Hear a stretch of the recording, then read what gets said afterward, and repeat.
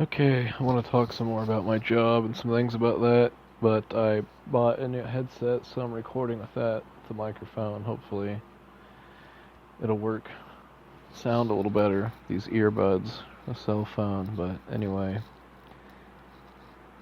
I wanted to make a video or a recording about when, and I came up with this idea while I was working at Timewell. It's kind of nice just because things are a little bit slow, so I have some time to get creative and think about these ideas. And I wanted to make like a series of videos on, why I got the job, what it's like, and then when would be, how long will I stay there? When will I leave? What do I do next? What are my plans for the future? And that question is kind of tied into my living situation.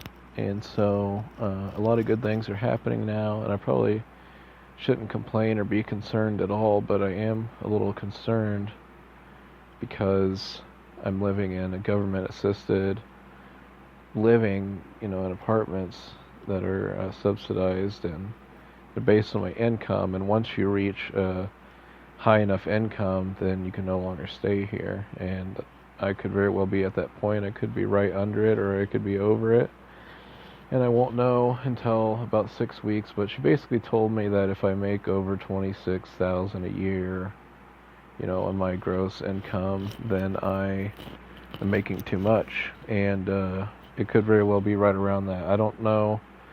I mean, my last check that I had, my first check, which was my last right now, is not a full week, so I only worked 4 days when I started off.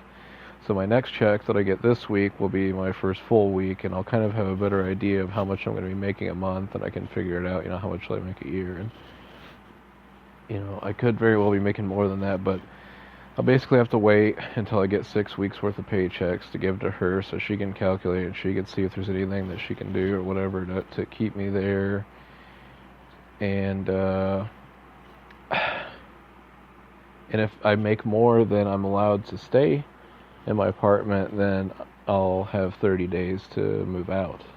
So it's like, at that point, if that happens, do I keep this job? Do I try to switch to another job that pays less just to keep my place? What's more important? Is it more important that I make more money, or is it more important that I have a stable place? Because there's a lot of good things about this place, but there are a lot of things that could be better about another living situation.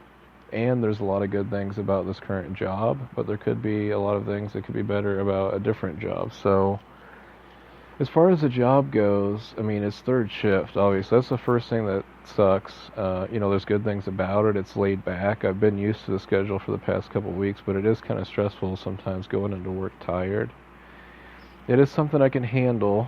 I can continue to do it. If I get into some kind of relationship or something where I'm going to be seeing a person more often, and if they have a schedule that conflicts with it or something, it could become more of a problem down the line.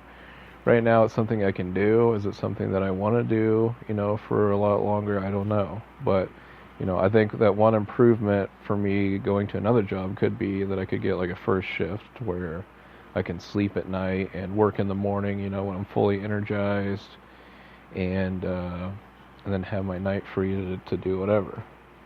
It is nice to be able to do things in the morning and take care of business and run around, early in the AM. And so there's benefits to every shift, and there's negatives to every shift, but since I've been doing third so long, and, being tired at night and stuff, it's, right now it's like, you're never like satisfied with what you have. Like, you always think something could be better. First shift could be better.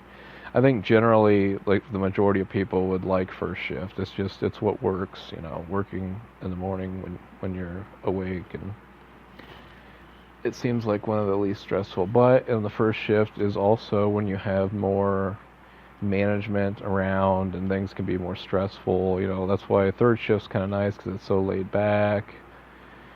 So I don't know, could the work be better itself, like the actual labor that I'm doing? There could be better jobs where I enjoy what I'm doing more. I don't know. I do like what I'm doing now, but I haven't had to do some of the hardest things there, like They said sometimes the pipes have holes in them, like they're supposed to have holes in them. Like we get orders where they have holes, and the machine's supposed to make the holes, but sometimes the machine doesn't. So you have to drill out the holes yourself. And they say like that's one of the worst things that you could have to do there. And that's kind of like the test of whether somebody's really going to stay or not. I haven't had to do that yet. I probably could handle it, but it probably would stress me out. I don't know. I don't know until I do it. But besides that, I like the work. Um, I don't like the people. The money could be more. I'm making a decent amount of money, but there are other jobs that I could make more wages. Right now I'm getting paid every week, which I love, but if I get hired on to this job, because I'm working through a temp service right now, but if I get hired on, then the payment goes to every 2 weeks, and the pay increase isn't a whole lot. So, there is a pay increase, but it's little. I could still make more starting off working somewhere else. And I could also get paid weekly somewhere else. Um, so that's the things that I could look for in the future. Higher pay, getting paid weekly, working first shift. Those all sound like bonuses that I could get somewhere else. But it just kind of depends on this whole apartment situation too, because me having to move, like right now I'm planning on going to Japan in April, and it's like almost March, and I'm gonna have to spend this whole month trying to like save up as much money as I can, and everything's gonna be focused on this trip. And like when I get back from this trip, that's when I'm gonna find out like if I can stay or not, and if not, then I'm gonna have 30 days to move, and I'm not really gonna have a lot of money. I don't have a lot of money. I don't have a lot of time. I don't. If I have to move somewhere else, I'll have to make a down payment, and I'm gonna have to come up with this money somehow, and I'm like already behind on rent as it is where I'm currently living. And that's one of the bonuses about where I'm staying right now is like, the landlord's cool, I get behind, and as long as I'm making payments, they're okay with it. Like if there's ever any problems with the apartment, they get it fixed, even though sometimes it goes on forever, like my bathroom ceiling, like, that was a weird situation, but generally they'll take care of things. It's a nice apartment. It's clean. I like it. It's just enough room for everything I have. There could be more room, so there could be bonuses for me moving somewhere else too. One of the things that sucks about my apartments is having people who live above me. Sometimes they stomp around and it's loud. It's annoying. So having my own house to rent would be nice. If I could get like a 3-bedroom place like with a garage, that would be awesome. Of course, the rent would be more. But if my rent's going to be like close to $600 here with what I'm making, then I might as well go to like a $600 a month house with an extra room with a garage or something. But that's only going to be if that's available. That's another thing. It's like it's a rush with time. I don't have the money, and like even if places are available is another thing. Like, and if I do move, if I have to move out, like I want to move up, like I want to move to something that's better, that's going to benefit me more. But it's going to have to be available, and I don't know. One of the reasons I like a garage is not just for my vehicle, but because I like to exercise, and I would like to have my exercise equipment like in the garage and be able to do jump rope out there and do like some activities, that towards like kind of outside. It's like not in the house, but it's outside, and I could open the garage door and stuff too. So that would be really cool. That would free up more room for stuff. That would, allow me to comfortably exercise my own area. I'd love that. I'd love that. That would be, being able to have my own washer and dryer would be nice instead of like a community washer and dryer where I got to use quarters and stuff all the time. Not having somebody live above me would be nice. Having an extra room would be nice. I'd probably like to have, I don't know how I would do it, but, I'd probably have like a living room and a study room like I do now, but then I'd probably have like a video game room or something where it's like, I'd have the bedroom also, I guess, but, I don't know. It would just be cool to have that extra room. Things are a little bit clustered now, but even just moving the exercise equipment into one area would be awesome.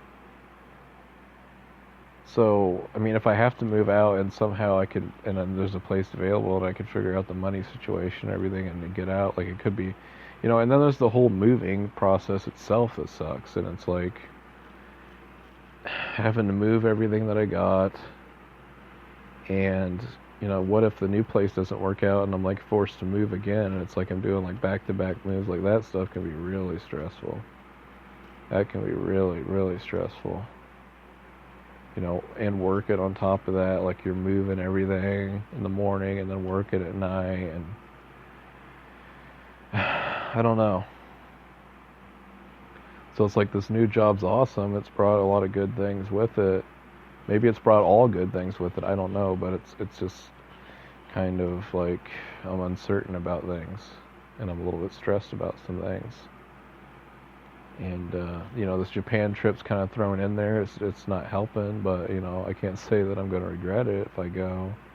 And I might not even be able to go if the virus gets worse and stuff. Maybe that'll help out. I get the money back, and then I can figure things out a little easier.